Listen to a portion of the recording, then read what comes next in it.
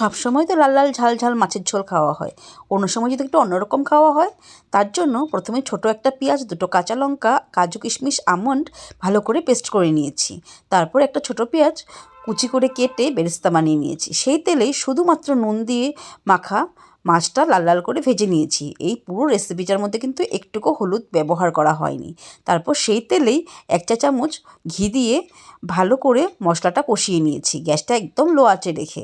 তারপর ফেটানো দই দিয়ে আবার তেল ছেড়ে না যাওয়া পর্যন্ত মশলাটা ভালো করে কষিয়ে জল দিয়ে দিয়েছি পরিমাণ মতো। সেই জল ফুটে আসলে নুন দিয়ে মাছগুলো ছেড়ে দিয়ে উল্টে পাল্টে ভালো করে ফুটিয়ে নিয়েছি। আর নামানোর আগে চেরা কাঁচা লঙ্কা আর পেঁয়াজের যে বেরেস্তাটা করে রেখেছিলাম সেটা দিয়ে দিয়েছি। এক থালা গরম ভাত একদম নিমিষেই হাপিস হয়ে যাবে এইরকম একটা যদি রেসিপি হয়। আপনাদের কেমন লাগলো বলুন তো? Thank you.